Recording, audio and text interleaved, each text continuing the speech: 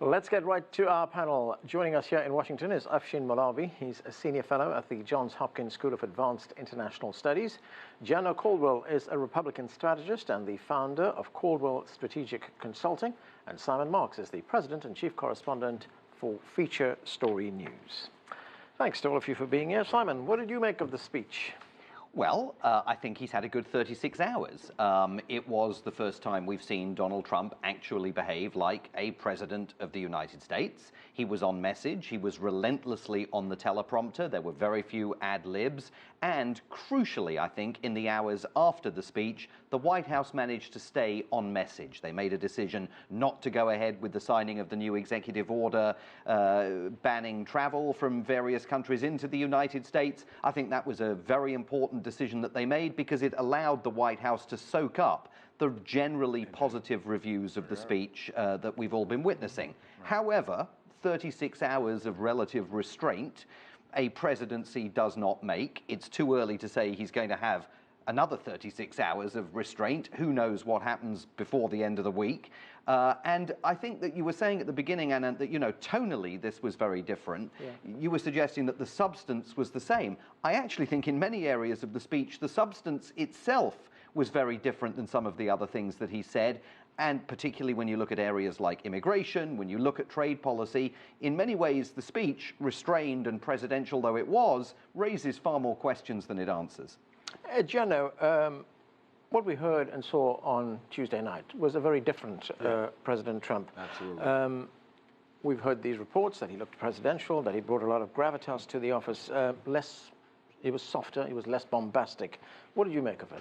Well, I would agree with that gravitas. And as someone who has been defending President Trump, or rather when he was candidate Trump, for almost 2 years on national television, the question continuously come up, when will he pivot? When will he be more presidential? And I'm happy to report that it has happened. The pivot has finally come. And I was really impressed by some of the things he said, and it reminded me of Reagan, one in which he likes to pattern his presidency by.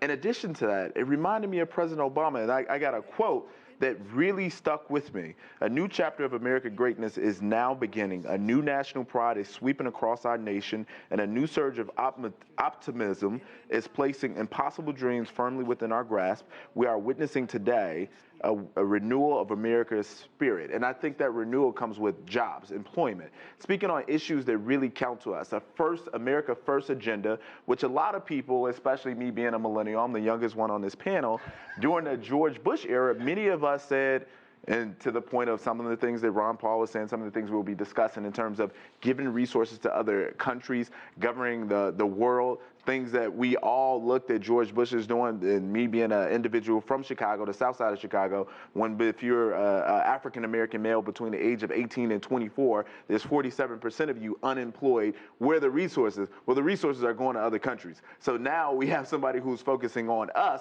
versus everyone else, and I think that's important. Afshin, let's look at some of the specifics in that speech. Let's talk about trade. The president complained about the fact that other countries impose tariffs on U.S. goods. Let's take a listen to what he said. Our trade deficit in goods with the world last year was nearly $800 billion. Currently, when we ship products out of America, many other countries make us pay very high tariffs and taxes.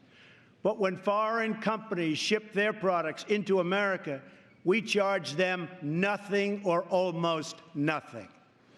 I believe strongly in free trade, but it also has to be fair trade. It's been a long time since we had fair trade. So what is a country like China going to think about that? Well, I think the way Donald Trump depicts free trade and world trade is he depicts the United States being constantly exploited and taken advantage of. But the reality is in the post-World War II international order, by the way, the post-World War II international order, many of those, the architecture was written by the United States, created by the United States. The United States has benefited a great deal from the globalization. When he talks about low tariffs, well, that's why you get $5 T-shirts at Walmart. It's because of the low tariffs, right? So there are countries around the world that are going to look at that part of the speech and say, wait a minute, because for, as I said, the post-World War II era, the United States has been a leader in promoting globalization, promoting free trade. And I thought an important part of the speech was when he said that, I'm not here to be president of the world. I'm paraphrasing. Right. I'm here to be president of the United States of America. But the fact of the matter is, over the past 60, 70 years, presidents of the United States have taken on the role of freedom of navigation, have taken on the role of global public goods. And when the United States does not lead, in my view, other actors will come in and lead, and it won't be necessarily good for the international order. We're required, the way our government is set up, we will continue to lead, but the focus hasn't been on America first. And I think that's where a lot of people have problems, right? So what we've seen, and the reason why Donald Trump won, is because the considerations that have been put before us by previous presidencies, it's not just Obama, it's not just Bush. For a very, very long time, it hasn't seemed as though it was a system fair to us all, first and foremost. So what you said about the Walmart t-shirt, sure, but capitalism comes into play and there will be competition. So either they want to do business or they don't. But capitalism does come into play. If you are, as he appears to be doing, considering the imposition of an import tax on every avocado or every bottle of tequila that comes into the United States from Mexico, I like avocados. I quite like tequila. It's going to cost me 20% more to buy them. Right. That has a direct impact on the American consumer. There's also a contradiction in terms of what he's saying on foreign policy generally. He talked there in the clip that you played about NATO and deepening America's involvement with international alliances at a time when his own backers and advisors are suggesting he's moving away from the whole concept of the World Trade Organization. Now, the rules of trade are absolutely tightly bound to foreign policy and to deepening your involvement with countries around the world. I'm not sure it's that easy to break these things apart. Simon, I want to get to something else. You talked earlier on about a change in substance in that speech.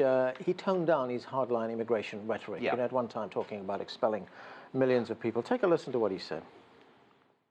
Nations around the world, like Canada, Australia, and many others, have a merit-based immigration system. It's a basic principle that those seeking to enter a country ought to be able to support themselves financially.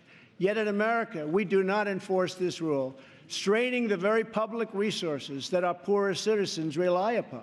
Switching away from this current system of lower-skilled immigration and instead adopting a merit-based system, we will have so many more benefits. It will save countless dollars, raise workers' wages, and help struggling families, including immigrant families, enter the middle class. There is also talk now, Simon, about a path to some kind of permanent residence for undocumented people in this country. That's a pretty big change, So isn't it? that clip that you just played, that was a political depth charge inserted in the middle of this speech. And there were various fingerprints that you could identify of people that he's close to all over this speech. In that section, I think you could identify the fingerprints of Nigel Farage, the former leader of the UK Independence Party, who I'm sure has advised him that this idea of emulating an Australian-based, merit-based system can help America resolve its immigration woes. And it's an interesting idea. But imagine being General John Kelly, the Director of Homeland Security. You have just put out directives to your staff to start rounding up any illegal alien you encounter, not just the people that he defines as the bad dudes, any illegal alien you encounter, arrest them and begin deportation proceedings against potentially 11 million people. You then learn that over lunch with television news anchors hours before the speech, the president suddenly sounds interested in the possibility of giving some of those people the legal right to remain in the United States, an issue that he then doesn't reference in the speech, but he starts talking about moving to a merit-based system. It's impossible for anyone around this table or anyone watching that speech now to say Donald Trump's got an immigration policy. What do you make of it? I'm not familiar with this order in which you're referring to, because there's this thing called the rule of law in which you can't just round up someone because they're an illegal immigrant. They have to do something illegal in order for you to even know. That's not what the directive put out by General Kelly That says. would probably be illegal at this point and against every right in which we believe in our American system. So I'm not sure about that. The truth of the matter is there are things that are changing. He's been in office for 35 days. Every president, you see when you have a candidate Obama, there are changes that take place when you get familiar with the system, you learn of different things, that you didn't have access to as a candidate. And maybe there's some changing, a pivot that's taking place, which will benefit all people in America. But the point I'm making that. is that I think by doing it the way he did it yesterday, you sow more confusion about what the policy is. Be more honest to go up there and say, guys, I'm still figuring out my immigration policy, so let me talk about something else I've already figured out. What he brought, I thought, was a very interesting concept, as you put it. For example, you cannot go into Canada and have a DUI. Did you all know that? They won't let you in.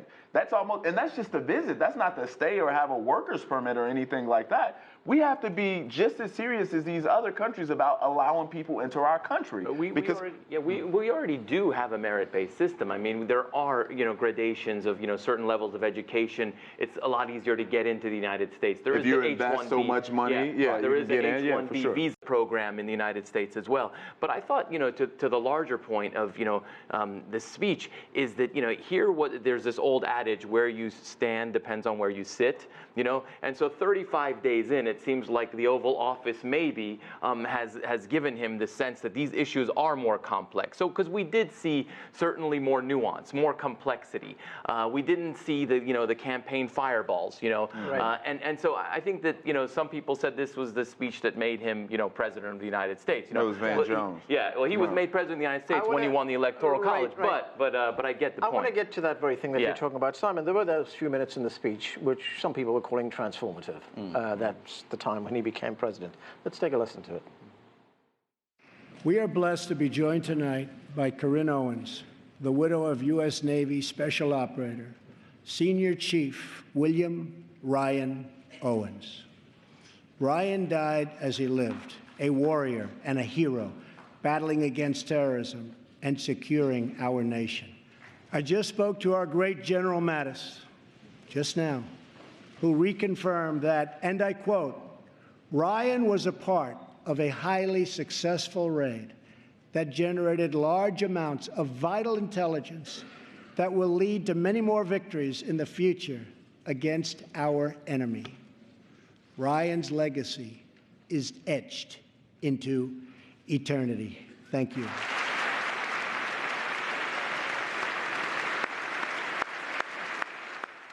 So the one way of looking at this is that was a transformative moment. That's the time when he showed what it's like to be a president. The other is that it was just cheap exploitation. I thought it was a political masterstroke. He was under so much pressure over the way in which he had responded to the Yemeni raid. Even on television yesterday morning, in an interview, he appeared to be blaming the military. General Mattis suggested we should do this, and they lost Ryan, and there was no sense in which he was acting in the role of commander-in-chief. That moment last night, for the first time, was the President of the United States stepping up to the plate and saying, I'm Commander-in-Chief, and also demonstrating something that he genuinely hasn't demonstrated very much of so far, and that's empathy. There was empathy in that moment with Chief Owens' widow, and I thought it was very effective. There is reaction, particularly from some military veterans, people who say that it was cloying and he was taking advantage of her. I suspect that's not the way that it played in living rooms of people who have no direct contacts with the U.S. military. I would wonder very clearly if people thought that about President Obama, because as you know, he's mentioned whether it be victims of violence or even military people who have been slain in his State of the Union address. I wonder if that same analysis would apply to him. Okay. I just want to get what's your view on that? Very quickly, I've got 20 seconds. Sure. No, I agree with Simon. It was a political masterstroke, and I thought it was certainly one of the most powerful moments of the speech and one of the most powerful moments of this political season. Okay, we're going to have to leave with that, gentlemen. Thanks to all of you for joining us.